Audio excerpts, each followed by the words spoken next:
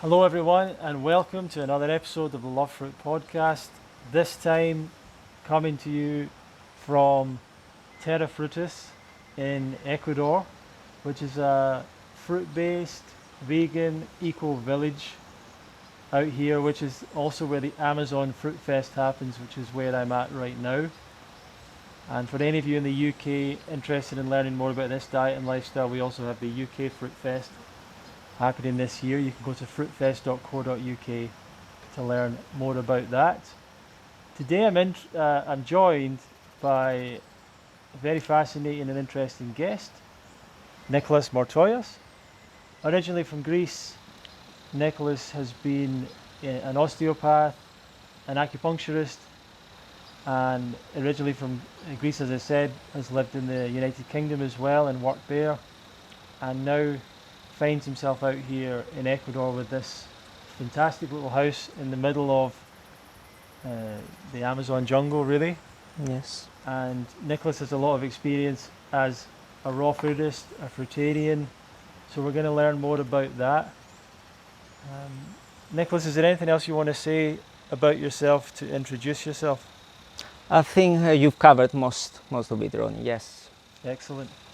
So Nikolaos, were you brought up on a vegan or raw vegan diet in Greece? No, I've brought up in the standard diet, Mediterranean diet with more flesh and secretions than in the past. But 1999, I went to UK to study as an osteopath, and there someone told me how about eating like vegan and not harming the animals and causing so much pain and suffering, and also it's more not eating flesh and secretion is most optimum for the health. So at that time the concept clicked on me, and it was quite logical and ethical for me, so I became vegan at that time, like more than 20 years ago. And what made you get into osteopathy, and what is that? Okay, that's an interesting question. When I was about 15, I was doing skateboarding in Greece, and I had a bad fall. I had an accident and I hurt my back, my low back. And at that time I visited the local doctors, the orthopedic doctor and the physiotherapist, and they couldn't let me know exactly what's the problem, or I couldn't get any relief from the medication I was receiving. So I was quite worried, and then I visited an osteopath in another town, and from after 2-3 sessions I started feeling a lot better. And I was fascinating on the work he did and the natural methods he used and the effect. So I decided to be an osteopath at that time, and yeah, which I couldn't study in Greece, and then I moved to UK. Excellent. So you went vegan there in 1999. Was it a fairly easy transition for you, or did it take some time? It was, I remember at first for the first 6 months I cut the flesh, and then after the 6 months also the animal secretions, like the dairy, the eggs and stuff. So it was a 6 months and 6 months. So I would say it took me a few months to transition to that. But I don't consider it was very challenging. Yeah. Did you receive any benefits that you noticed? I've noticed the plant-based diet brought more peacefulness and calmness in me, and I guess it's both the diet, the lower protein, and not the hormones of the flesh, and also the concept of being more peaceful and not harming unnecessarily other So both of them, I think, brought more peace in myself and energy. And when did you start to move towards more of the fruit-based raw diet? Okay, that was about 10 years after, when at that time I heard by someone the concept of why to burn our vegetables, to eat them and not eat them in a raw, more alive state than the rest of the animal and the rest of the animals. And that concept I thought was fascinating, to not like transform and process, heat process the vegetables. And also because I could see the loss of color and the loss of vibrancy in them when that happened, and also I've read the chemicals that are formed in those when you heat them. So it made sense to me that that's a more of a healthier option and a more of a vibrant, alive option. So at that time I started to eating more fruits, more raw, more salads, and gradually, I watched also some videos at that time. It was the 2012, I became raw vegan completely, and at that time it was the Woodstock Festival and the Fully Raw Christina and Dan the Man and Durian Rider Freely. I remember, and the Woodstock. So I could see a movement, and I could see Christina being very passionate about her recipes and her lasagna and her spaghetti. So all that kind of inspired me even more. And for 2 years I was really into the raw diet, dehydrators, blenders, raw gourmet dishes until 2014. And what happened in 2014? 2014, like these 2 years doing all this raw gourmet with no burnt plant matter at all. With time I kind of thought, why do I need to make things as complicated and process all this raw material and spend so many hours? And at the end I thought it's more simple and more efficient to eat it like as a whole. And at that time I realized that some of the plant matters unprocessed raw were not as satisfying to me, apart from fruits.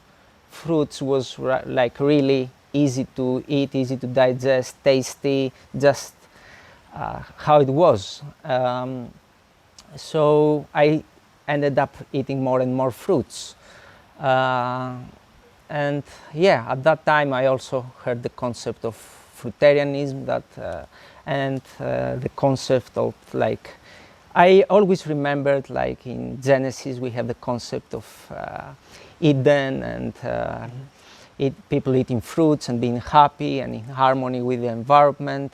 So at that time when I learned about Fruitarianism, and I read also a book by Mango Wotsak, Eden Fruitarianism, and Destination Eden, I think it's called. Also this image of Genesis came back to my mind, and I thought, how a nice way to transform this world. And so in 2014 I became a Fruitarian. And what does that mean to you, Fruitarian? Fruitarianism for me means a diet that is most optimum for human beings, is a diet that gives respect to other creatures around us and living beings, like the animals, the plants also in some ways. And it's also a very simplistic way of life that helped me come back to nature and appreciate nature and value it. So it's more of some symbiotic life with the environment. Yeah, so that's what I've always thought that the pure fruitarians kind of have a bit of an ethical side of towards nature, towards plants. Yes, and I've realized also with time that the plants are also living beings that would like to do their circle, their grow, procreate, and so they have some poisons in their leaves, in their stems, in some parts of them that they like to prevent other animals to consume them. So when I've realized that also through chemistry and nutrition and biology that also plants have some chemicals that maybe are not ideal also for us or a bit toxic, like some herbs and stuff, that was also something that I considered. Yeah. So for me it was ethics and also health. So since 2014 you've been a fruitarian, and as a diet, what does that mean to you? What are the actual foods that you eat? What do you not eat? Okay. I think when I've started fruitarianism, because I was coming from the raw vegan gourmet of the low fat concept, and I was reading the 80-10-10 book at that time, and the whole movement, I remember, it was really into the 80-10-10 during those days. Yeah. So at that time, when I switched to fruitarianism and I had that concept, I realized that I thought that, okay, why not give up fat completely? And at that time on the medical world, I was hearing like fat is like the enemy, and I thought, why not give up also fatty fruits completely?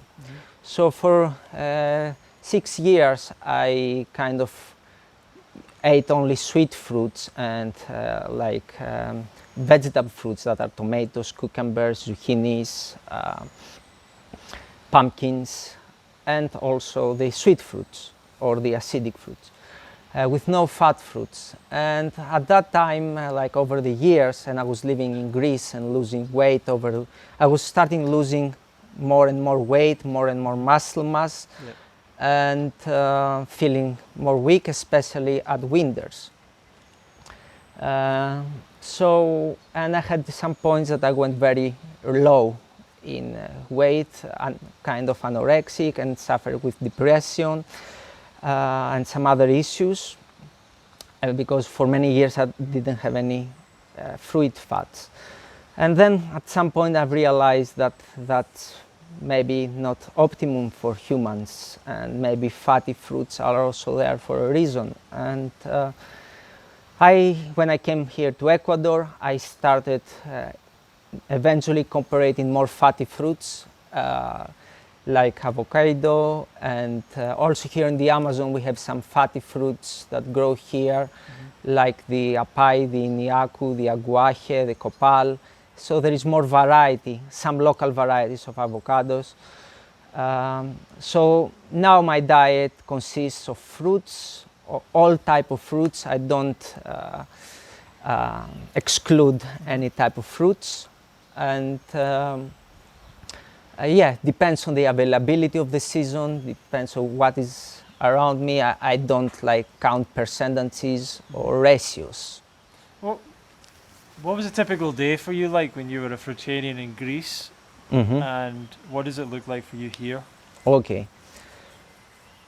When I was in Greece, I've realized after a year in fruitarianism the quality of the fruit being fresh and being foraged and being collected, and so I was doing a lot of foraging, especially the months that there was a lot of figs and grapes around and mulberries, so I was doing a lot of foraging. So I remember I was waking like 6-7 o'clock in the morning, like when the birds come out, and I was going foraging for an hour.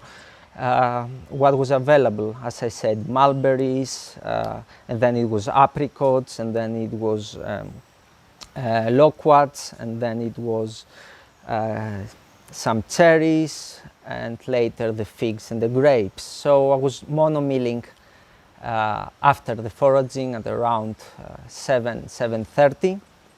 That was my breakfast. And then later in the day, around 3 o'clock, I will eat a second monomeal of either sweet fruits or, more as I said, vegetable fruits of tomatoes, cucumbers, and zucchinis, especially in the summer. That in Greece they are pretty tasty. Do you think that with your losing weight, do you think it was to do with not eating fat, or do you think you may have been eating quite a low calorie diet as well when you were Okay. or do you think the fat makes it some kind of difference? From my experience, and I'm not an expert, I believe that it's both. I believe calories is a very important concept that and because I've used to count calories also, and so I kind of see the difference when the calories were counted and was a certain number and when they were not. Because with tomatoes, zucchinis and cucumbers you can easily go in low calories, especially if you don't eat fatty fruits. Sure, yeah. But if you eat figs and bananas and grapes and other high calorie dense fruits.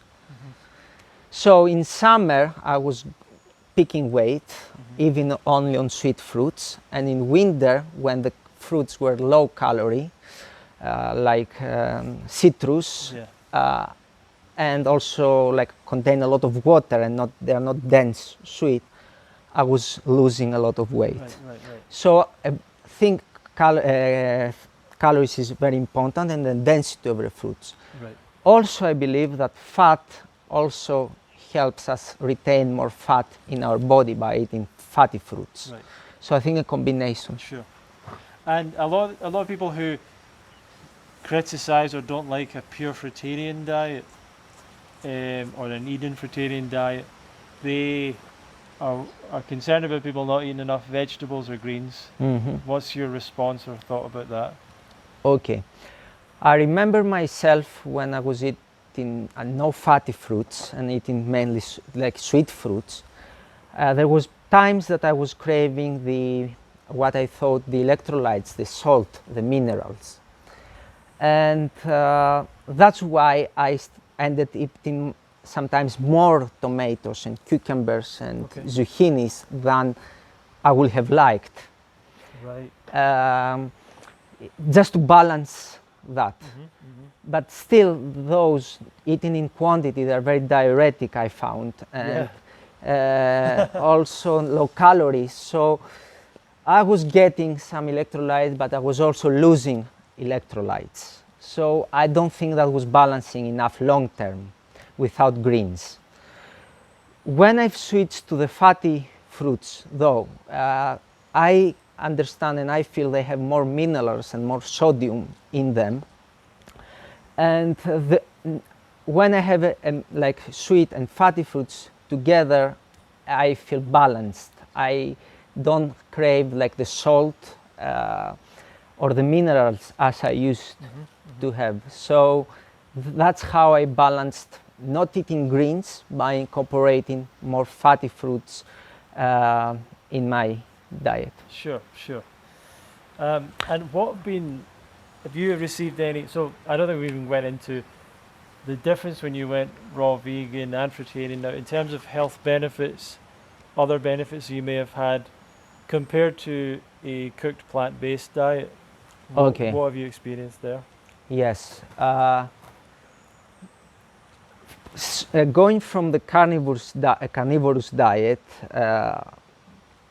to the vegan diet, I thought it was one step. But going from the burnt chemistry, the cooked chemistry, to the raw chemistry, it was, I thought, a lot more steps and a lot more harder. I realized the addiction the cook and the food had on me. And the health benefits, though, I found it was a lot more than from meat eating to the vegan diet. So instantly I felt my body lighter, I felt more energy, I felt more clarity on my mind and thoughts, more balance on emotions. I started becoming more inspired with life and living, and not wanting to slowly deteriorate my life. I started finding goals, so the whole life became more meaningful and more vibrant, more alive. Some health.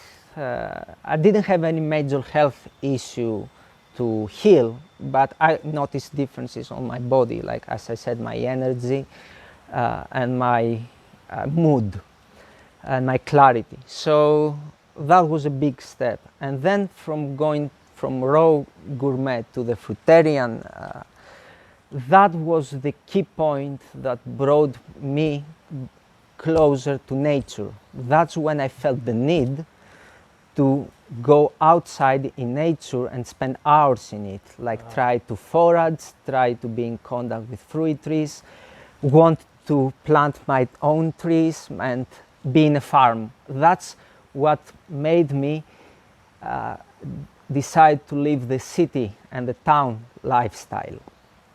And when I became fruitarian long term, not just for a year, I felt the need to supplement myself from the natural elements.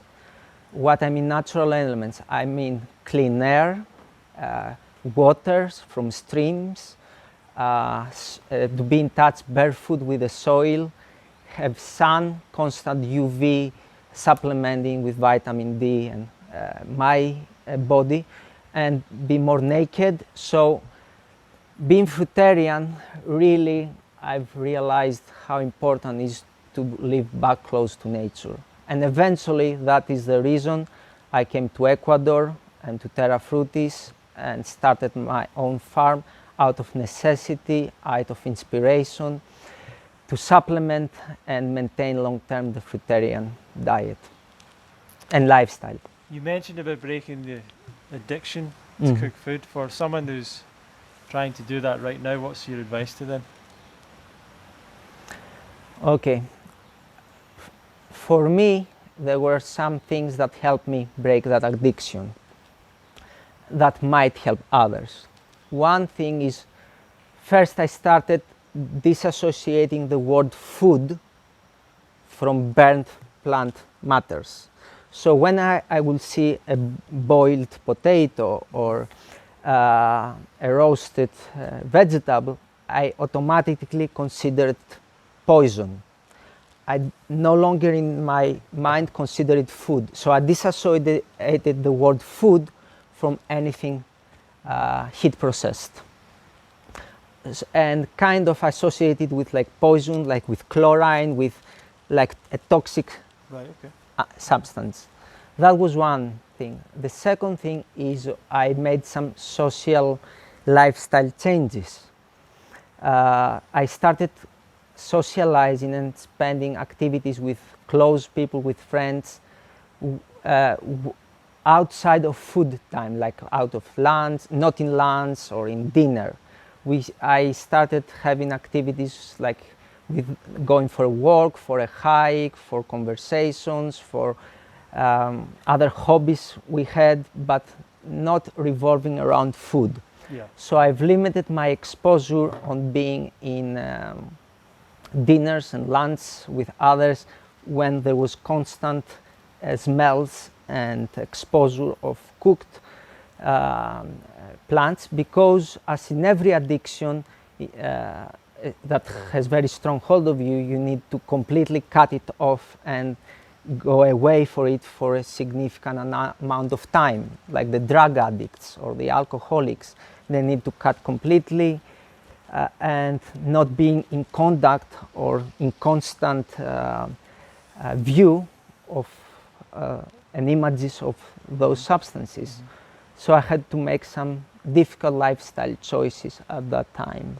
Sure. And sure. also another thing is continuously learn about the benefits of raw, reading books, looking videos on YouTube, hearing like pioneers, like a constant bombardment in a way, positive of information to reprogram my mind and my perception what food is, like inspiration and cutting off the stimuli of what I wanted to get rid of. Excellent advice.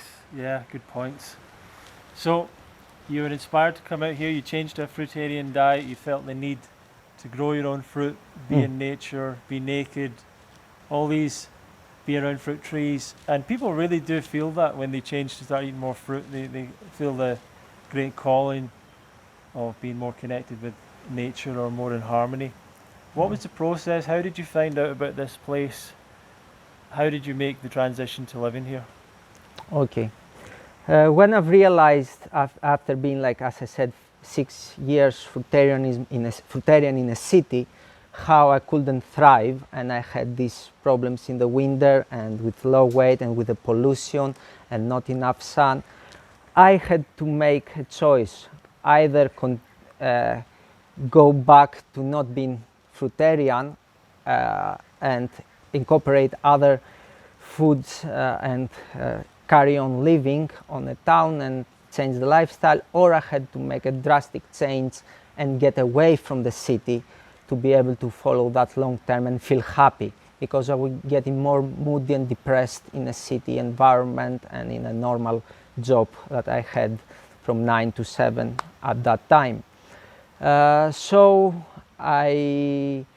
when I went very low, I had to make this decision and get out of a really beautiful country that Greece is, that it wasn't serving me anymore. And I've searched online where I could find raw vegan communities or fruitarian communities that grow their own trees. And that's how I came across the Fruit Heaven Eco Village at first, and then later Terra Frutis community. And for me it was important to have a piece of my own land and grow my own fruit trees and have a simple house. And here in Ecuador it was easy to get a visa to stay here long term. It was the Amazon that was very appealing to me. It was quite pristine in nature, and also the ability to buy land on and Terra Frutis and Fruit Heaven offered that possibility. So at first I came to Fruit Heaven, then to Terra Frutis, and I volunteered for many months. So I learned permaculture, how to take care of fruit trees, and also I explored the different lands. And after a year and a half, I bought a piece of lot, my own lot, and started growing fruit trees, and the dream came true. Which is where we're sitting right now, on your lot here in the Terra Frutis Yes. personal plots. Do you want to talk about what is Terra Frutis and Fruit Haven? Yes, And how did you find out about them? I found them online. I looked online for all vegan and fruitarian communities in YouTube, and the first images I saw was the Amazon Fruit Festival at that time, that it just had started, and also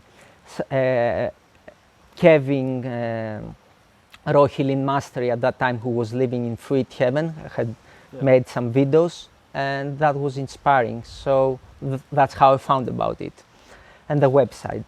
And what are these? What exactly are yes. these places? Fruit Heaven is a eco village, and a fruit-based eco village where people come and learn how to grow their own fruits, trees, and vegetables, and they have the ability to buy small plots of land that other investors have bought originally, like big parts of land that they have split it in smaller plots, and that is easy to get access and buy. And also they have the as I said, the ability to help you create like your own, develop your own lot with fruit trees and house, so you can make that reality. If you don't have the knowledge about it, you can find help.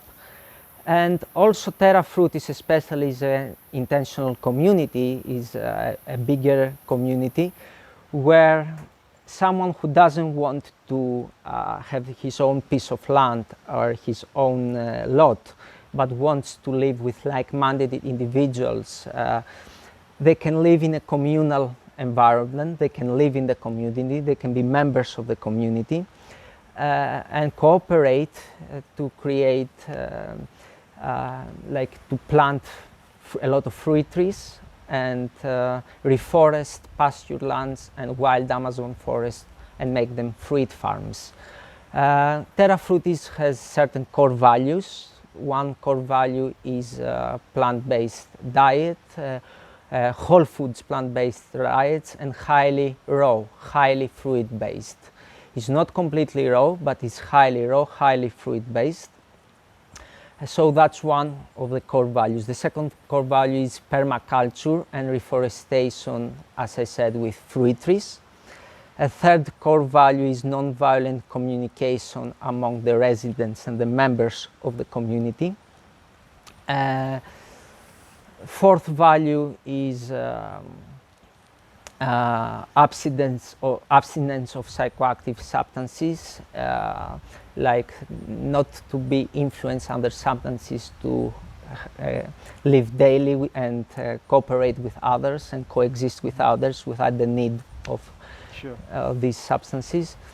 So we have this core value and veganism, of course. That's is the main core values of Terra Frutis.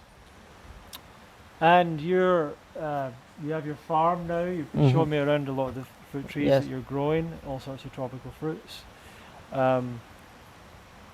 It's a beautiful climate here. It's a nice. It's not too hot. It's not cold at all. Yes. There's a little rain now and again. Can actually be a little cloudy now and again, which is quite nice as well. Do you have any challenges living here, or do you feel that you've found your own sort of piece of paradise? Okay. This question, yes, I found a piece of my own paradise which I need to create, because paradise, we need to create it. It's not available naturally. But with the help of nature, we create it. But there are challenges, of course. One challenges are the insects, the gnats, the no-see-ums. But that's a challenge that usually is short-term, like for 6 months. After 6 months, you get a lot more accustomed to them. And when the years past 1, 2, 3 years, then you are very minimal bothered or none at all about their existence. So this challenge has kind of almost passed now for me. I've got to say, I've been surprised by how I've barely been affected by any of the insects here. Yes. In terms of not really seeing them that much, not really being bitten that much. Yes. You know, so it's, for me, that's been surprising. I was, you know, half expecting to come out and have, you know, lots of different insects coming into the room or being in the room where the food was, and really to me there hasn't been that many, and I don't think I've been bitten that much either. So yes, the main problem is the insects that you don't see. That's why they call no-see-ums or gnats. They're very tiny and they bite usually around the wrists and the ankles, and that usually doesn't start like within the first 1 or 2 weeks. It gradually gets more and more after a few weeks. And for every person is different. Some people react more on them, they bite them more, some others less. So for a number of people it's challenging the first 3 to 6 months, but then it gets easier and easier. So that was one main challenge I had living here personally. The other big challenge, which I consider it like a PhD or a doctor's degree, is how to live communally. This is the most difficult thing, not difficult but challenging thing that I've had so far in my life, how to live communally.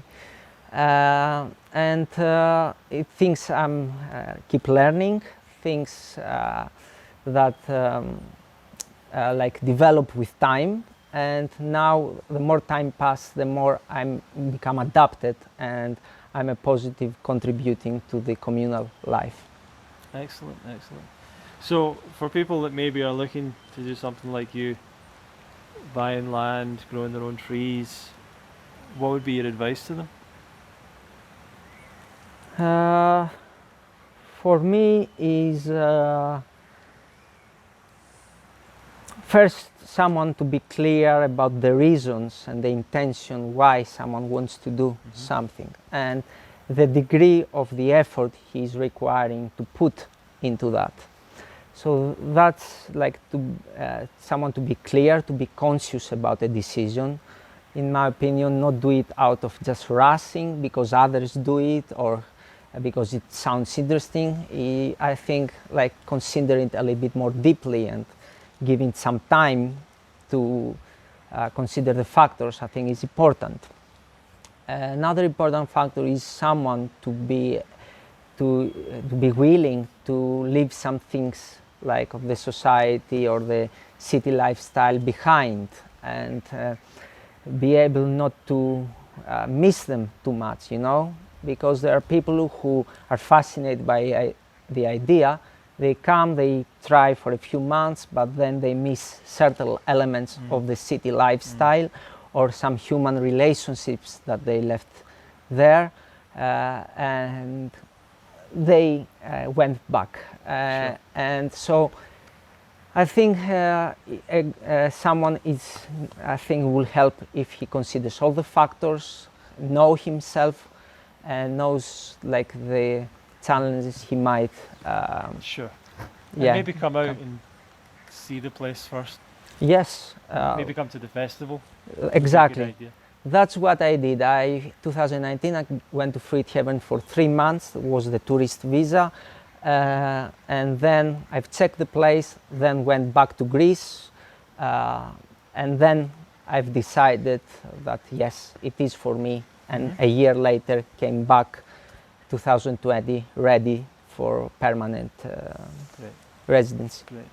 Great. Yeah, so you're also an acupuncturist. Yes. What do you think about that? What's the benefits of that? Okay. I'm an osteopath and acupuncturist. Acupuncturist, I think, is quite helpful and beneficial, especially in individuals who live not in nature, and their nervous system is very loaded with like chemicals and pollution and unbalanced emotions and extreme emotions, and also chemicals from food that bombard the nervous system and the hormones and the immune system. So the more in a way toxic a person is, or not in contact with nature, from my understanding, the more in need of tools like acupuncture they have, because they need something to offload the nervous system, stimulate certain areas that there are imbalances, hormonal, emotional, and immune system, like lymph glands. But it's a tool that the more in close with nature someone lives, and when someone is in constant contact, as I said, with the natural elements, the earthing, the sun, the plants, then his energy and his nervous system cleans and calms down and balances through those, and there is less need anymore to use needles and stainless steel to stimulate certain points on the body with certain elements. But it's a really good and helpful tool if you have some health issues that you want to balance, and or in transition periods, I believe in it, and I have helped over the years. I practiced as an osteopath and acupuncturist for 15 years, and I have helped multiple individuals with those tools. Excellent, excellent. Well, yeah, thank you very much for your time today, Nicholas. How can people, what's your kind of vision here for the future? What are you looking to create for yourself here? Okay, the vision for me is first Terra Frutis and the fruit heaven and these eco-villages to expand, and more people come and follow this lifestyle and grow their own food and becomes more self-sustainable with time. So the vision is these communities here in the Amazon to expand with conscious individuals. That was like my kind of more collective and social vision, and more like my vision also is like here on my own piece of land and my lot and the house I have here, like individuals to come, like a retreat, and live with me and learn about this lifestyle, how to like eating fruits, being fruitarians, and doing permaculture and cultivating their own fruit trees and being in contact with nature. So to experience this lifestyle really.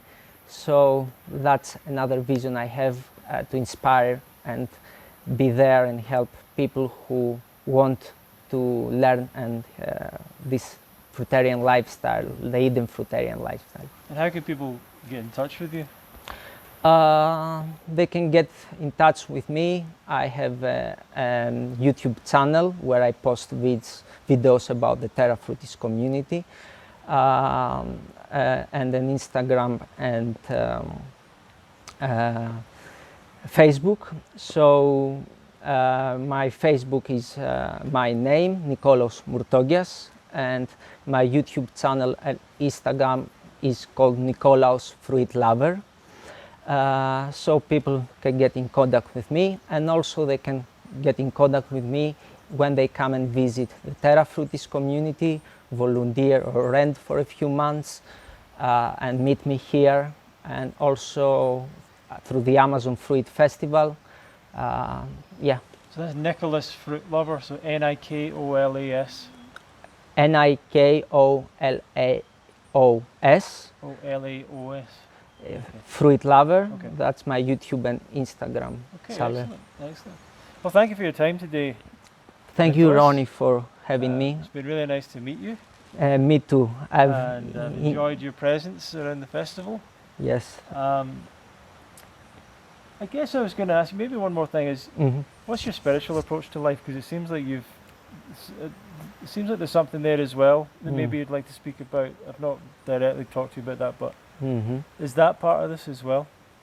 Yes. I think spiritualism and spiritual consciousness, I believe, is important for individuals. And my journey from it, I came from Greece. I come from a Christian Orthodox background. I grew up in a religious family. I came in contact with the scriptures, the Bible, from a very young age, and also with contact with philosophers from ancient Greece. So it was always fascinating to read the Bible and as I said, the philosophers of ancient Greeks, and get an understanding of how my life can be more efficient, more peaceful, more productive, and more meaningful in this. So I grew up in a religious background for many years. Fruitarianism, it was something that again changed my perception about religion and my connection with God and how I perceive God, or the higher power or the universe. So Fruitarianism was gradually started getting I became less religious in some ways and more spiritual in other ways, I believe, and transformed my trying to live the paradise here on earth and or in an afterlife. That's what I believe. I believe that paradise is here and now in this earth, and if we want to be happy and thrive, and maybe our goal is to go and create this lost Eden here on our lifetime. So when I realized that concept, that's what is a spiritual understanding for me, to be in contact with all the creatures that exist near me, the living beings, appreciate the gift and the phenomenon of life, and be thankful every day, and enjoy and thrive and like cooperate with the phenomenon of life. And so life is something very alive with me now, like living and thriving and coexisting. Thank you very much, Nikolaos.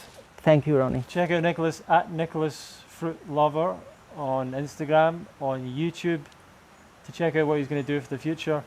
If you want to learn more about the eco-villages here, terrafrutis.com, fruithaven.org, amazonfruitfestival.com. Go and make up your own decision and all that. Speak to the people here, maybe come and investigate it, and see if it's right for you. Yes. Thank you very much, Nikolaos. Yes, thank you, Ronnie. And I would like to say that people who live in the cities and in towns, I think it's important to visit and support the fruit festivals near them, create more fruit festivals, support Ronnie with the UK Fruit Festival, the Woodstock Fruit Festival. I believe constant stimulation and constant support is very vital on those times we live in. Thank you very much. So, everyone,